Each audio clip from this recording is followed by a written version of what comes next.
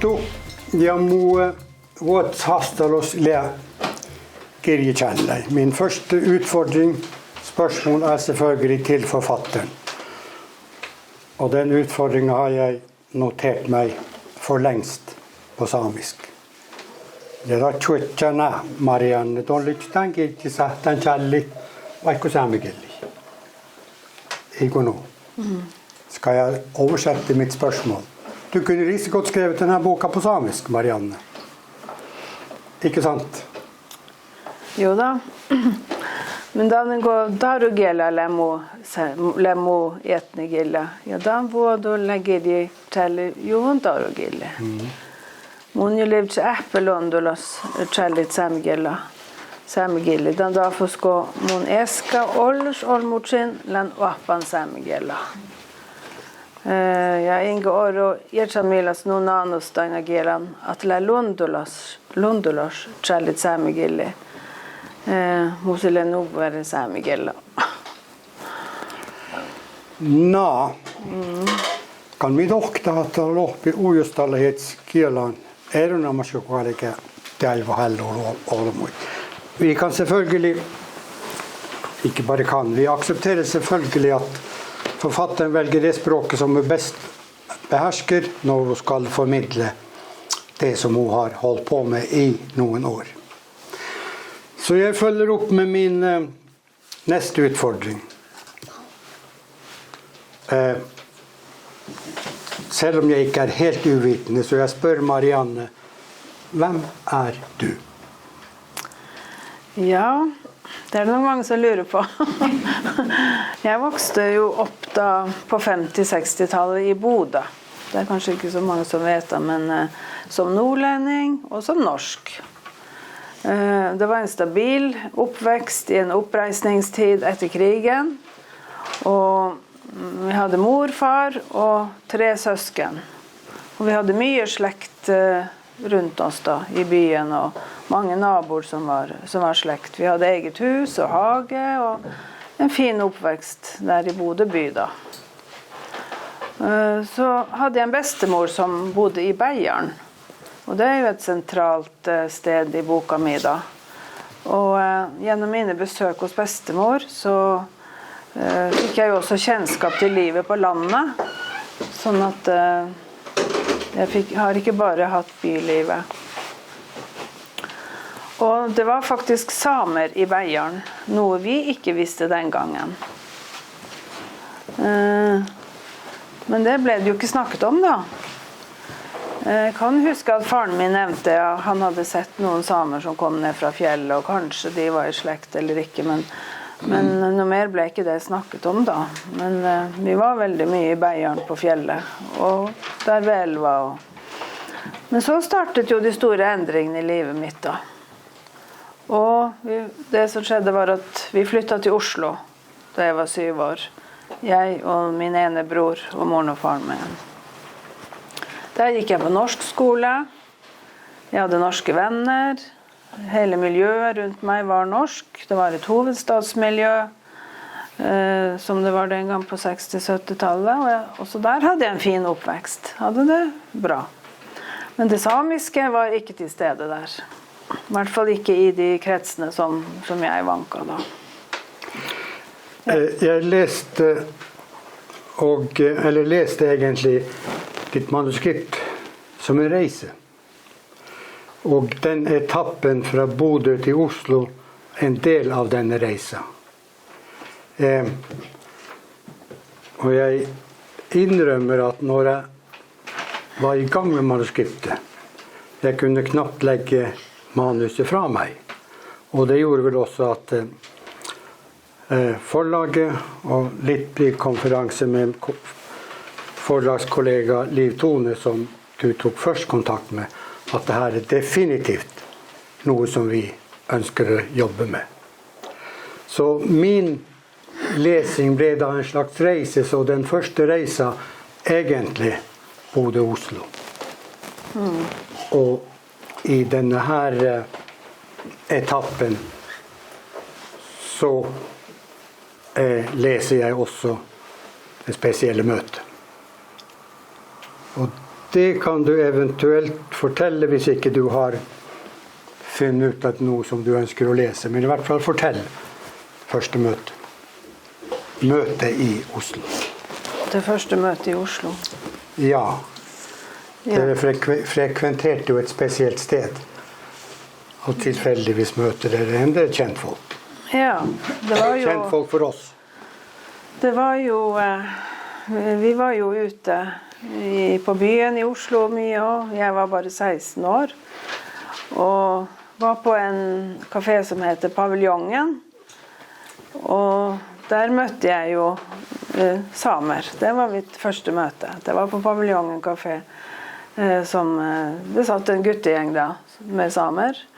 Og jeg og venninna mi ble kjent med dem der da. Og da endret livet seg nok en gang.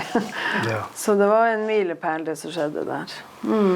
Og så forteller du din bror om dette møtet.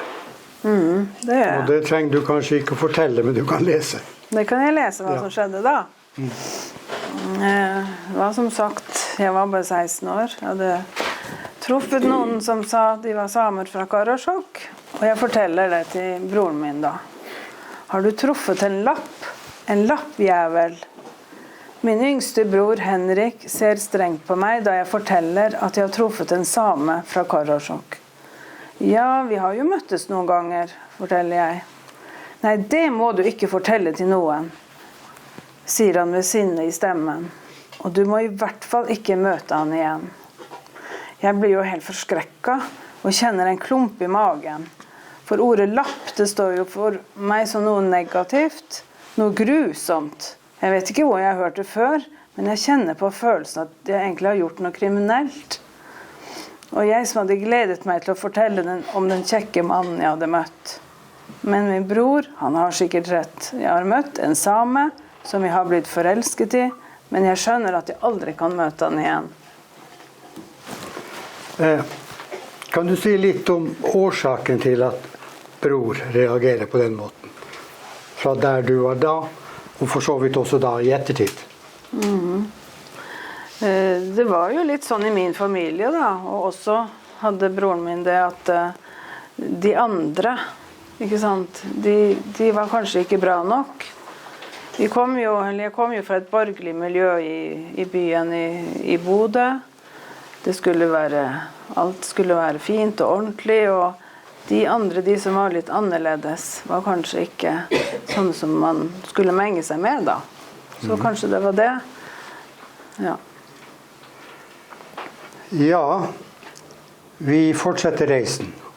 Og jeg vet i din fortelling, i boka for så vidt også, en reise fra Oslo til Karasjok.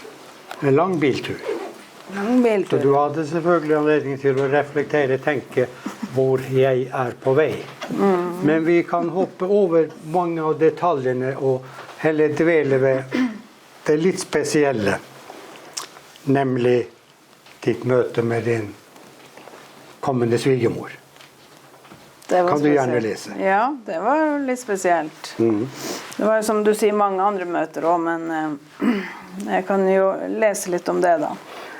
Da jeg første gang kom inn på kjøkkenet der hun satt, en liten mørkhåret spedbygd samekvinne, ble jeg møtt med en kald skulder. Inga visste at jeg kom, men hun snudde bare ryggen til og sa ingenting. Riktig nok var jeg blitt forberedt på dette her, men for meg så var det jo ikke noe hyggelig å bli møtt på den måten. Jeg følte at jeg ble avvist, og i min verden var det vanlig høflighet å hilse på folk som kom på besøk. Svein, som da var kjæresten jeg hadde fått, og jeg satte oss på stua, mens Inga ble sittende på kjøkkenet. Og der satt hun, lenge. Og etter en times tid så kom hun inn i stua, og satte frem kaffe og kaker. Ingenting ble sagt. Selv satt hun på kjøkkenet under hele besøket. Men en av mine svigersøstre, hun sa senere til meg, du fikk nå i hvert fall kaffe. Og jeg tolket det da som en indirekte høflighetsgest, og et tegn på at jeg likevel var velkommen. Ja, takk. I min lesning egentlig en Rivgo kommer til Karasjok? Du ble antakelig møtt med det begrepet, og hadde viss anelse om hva dette her var for noe. Jeg ble møtt med det begrepet, men jeg ante jo ikke hva det betydde i begynnelsen. Jeg hadde aldri hørt det, ikke sant? Ja. Så når du møter folk i Karasjok, så har du jo fått en dialekt som hverken nordnorsk eller bodøsk eller noe som helst, men kav østlending. Ja, Stemmer ikke det? det stemmer det. Og det kunne jo virke skremmende eller skape avstand til folket du møter i Karasjok. Derfor Rivgo-begrepet, som folk for så vidt har stiftet bekjentskap, Rivgoer stiftet bekjentskap med for lenge siden. Men du blir etter hvert klar over at det er et ladet begrep. Ja, jeg finner jo det ut etter hvert da. At hver gang de snakker til meg og nevner begrepet Rivgo, så forstår jeg at det har noe med det negative å gjøre. Altså Rivgo er jo en ikke-samisk kvinne.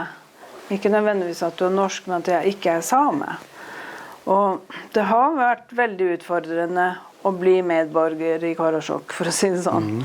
Jeg har blitt møtt med mye skepsis, men det har også vært veldig mange som har vært nysgjerrige på meg, da, sånn i positiv sammenheng. Men mye skepsis i forhold til det her Rivgo-begrepet. Og jeg forbinder egentlig ordet det med utestengning og med fremmedgjøring. Og når det har blitt påpekt at jeg er Rivgo, ja ok, så er jeg annerledes enn dem. Det er liksom underforstått. Du er Rivgo, de poengterer deg veldig. Ok, da er jeg ikke samisk, og dermed er jeg annerledes. Og ja, det har jo vært en trussel da, for meg også mange ganger. Og begrepet søring har også vært noe som har vært samtidig da. Men det var en av mine samiske informanter da, som forteller, jeg kan jo lese sitat. Jeg har intervjuet andre også, både samer og ikke-samer i boka, og en av de har intervjuet, sier at en samisk informant, når sameguttene kom med en Rivgo, så frøs vi dem ut. På fester flørtet vi og la an på sameguttene bevisst for å ødelegge for de norske jentene. Aggresjonen hadde vokst, og det gikk utover de uskyldige, de som ikke var en del av historien. Så det skjedde faktisk. Og jeg kom heller ikke inn på samefestene, siden ikke jeg var same.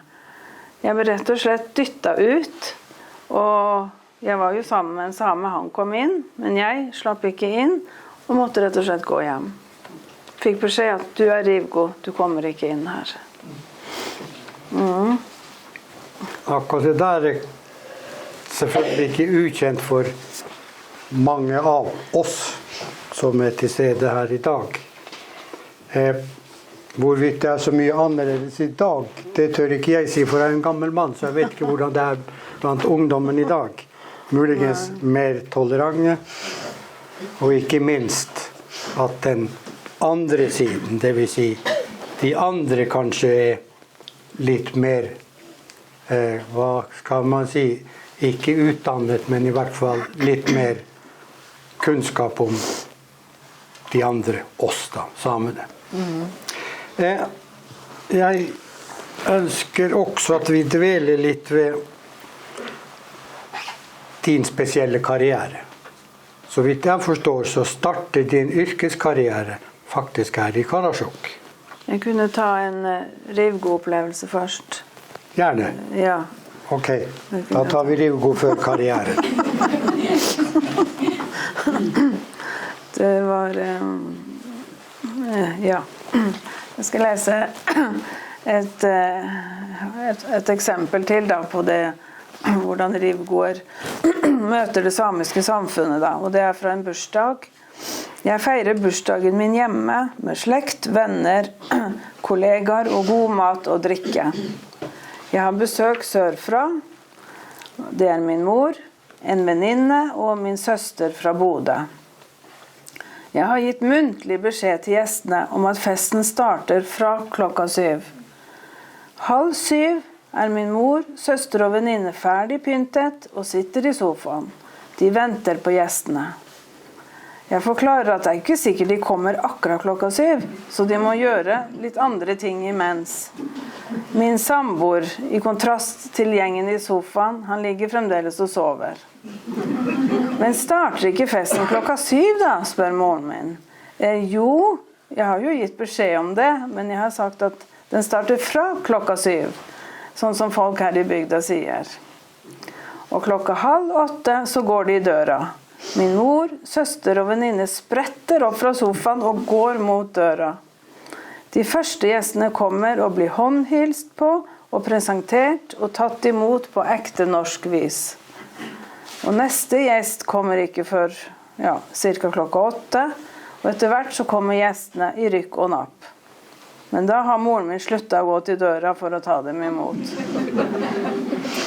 Men dagen etter så blir festen evaluert, og det er enighet om at jeg har uhøflige folk i min omgangskrets. Ja, riktig. Fin, spesiell opplevelse.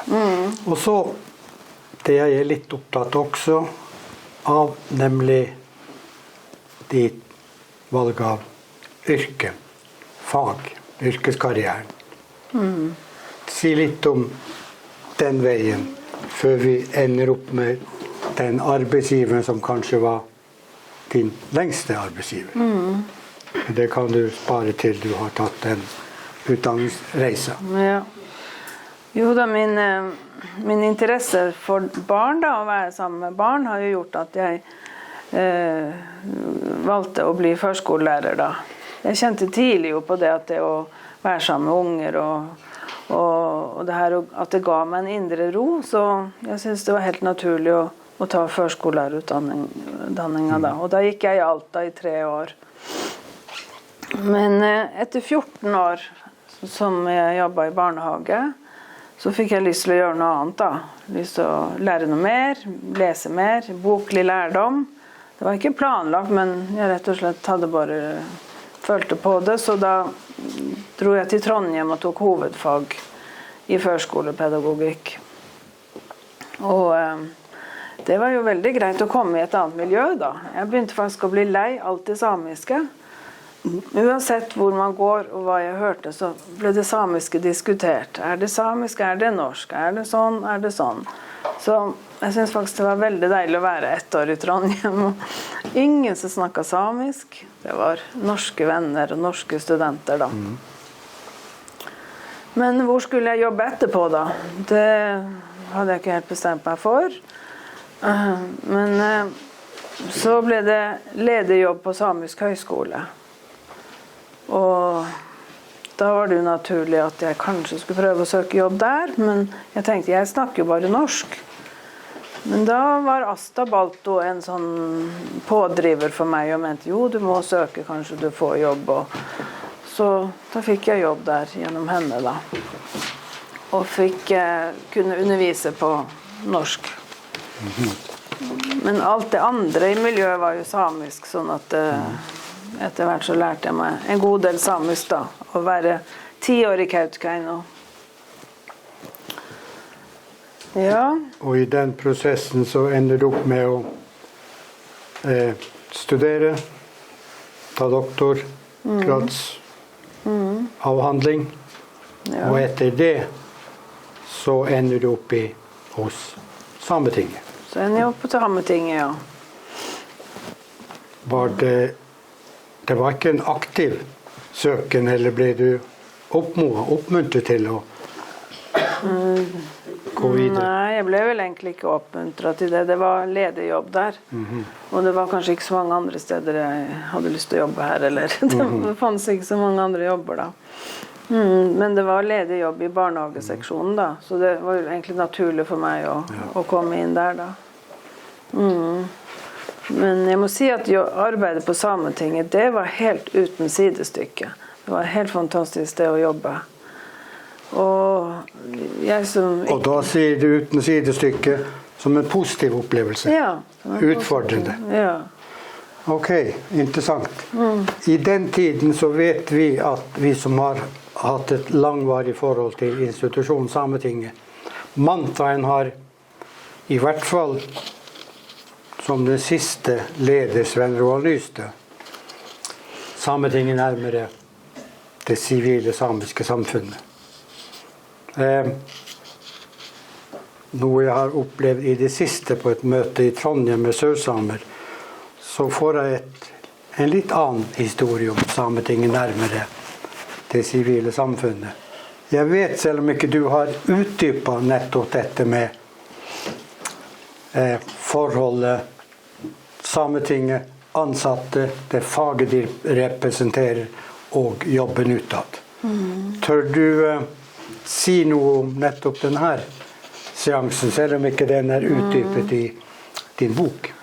Jo da, Sametinget er jo, som jeg sier, en veldig et eget sted å jobbe som ikke finnes nesten sidestykke. Sånn at vi fikk jo beskjed om å være utadvendt. Vi skulle snakke med alle og fortelle hva vi gjorde, sånn at det skulle være en positiv opplevelse for alle å komme til Sametinget. Men da jeg skrev en artikkel i en bok, jeg og 2 andre fra Sametinget, og skrev at vi jobbet på Sametinget, så ble det bråk. Det var ikke akseptert å fortelle at vi jobbet der, sånn utad i en artikkel som jeg skrev. Vel, du skal slippe å utdype det, og hvor denne her reaksjonen kom fra, men jeg har skjønt at det er ganske så høyt oppe. Og jeg synes for så vidt det er din erfaring fra innsiden er en interessant informasjon til oss som i alle år siden nå var det vi etablerte Sametinget i 1989, har et forhold til Sametinget. Og har etter hvert følt at Sametinget er kommet lenger og lenger bort fra oss som jobber i det sivile samfunnet. Men det skal vi ikke komme inn på her, men vi skal derimot fortsette med en ny reise. En spesiell reise fra innland til kyst. Og det interessante jeg da leser fra din bok er at endelig får du også noe kunnskap om samisk reindrift. Fortell. Ja, det skjedde jo det at jeg ble kjent med en mann som var fra Kokelv, som sitter der i Kofta. Og jeg har oppholdt meg veldig mye i Kokelv da. Og plutselig så ble jeg for det første kjent med sjøsamekulturen, som jeg nesten ikke visste eksisterte. Og for det andre, gjennom dem så ble jeg også kjent med reindriftskulturen. Og da skjønte jeg at den hadde jeg jo heller ikke særlig kunnskap om her i Karasjok. For jeg hadde jo ikke mye omgang med folk i reindrifta da. Og det var jo veldig interessant å bli kjent med da. Egentlig så i din og min seanse her, så etter klokka nærmer vi oss slutten. Men vi er kanskje ikke helt ferdig.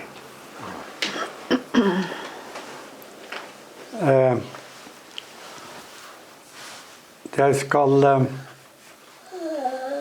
avrunde eller slutte med det samme som vi begynte med. Jeg spør nemlig, hvem er du, Marianne?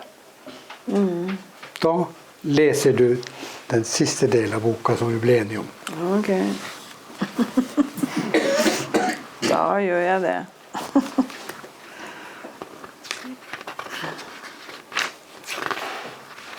Skal vi se. Jo, det er klart man har jo forandret seg og utviklet seg på de her årene. Jeg har jo bodd her nå i 45 år.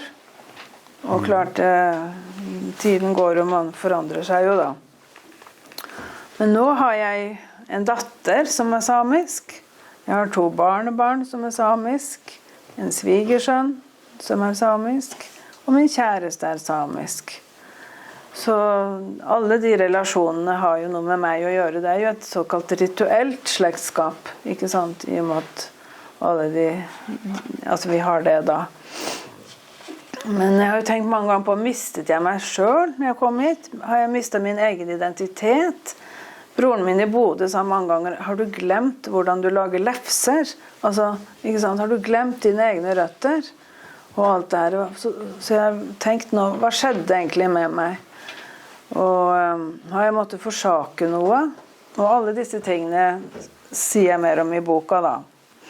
Men det skulle vise seg at også jeg har samiske røtter. Som historien forteller oss, så har det jo altså vært samer i Beiarn, som jeg begynte å si, langt tilbake i tid. Og som det ble sagt, så er det lapp i oss alle. Og med hjelp av Åge Sevaldsen, en historiker fra Beiarn, så fant vi fram til mine samiske aner. Og det fikk jeg vite først 14. februar 2022, altså i fjor. Etter å ha lett på kryss og tvers i slektsbøker. På min bestemors side så gikk vi tilbake helt til 1650, og da ble en danske som het Josef Jønsson, kalt for Jøssep Jyde. Han flyttet til Beiarn og gifte seg med en kvinne av samisk ett. Og disse da, denne samiske kvinnen, han er jo da mine 5. tippoldeforeldre. De fikk 3 sønner. Den ene sønnen, Hans Josefsson, ble den første sameskolemesteren i Beiarn. Og på den tiden så var det påbudt for dem som hadde denne oppgaven å beherske samisk. Så også han kunne da samisk. Og alt det her står jo da i kirkebøkene.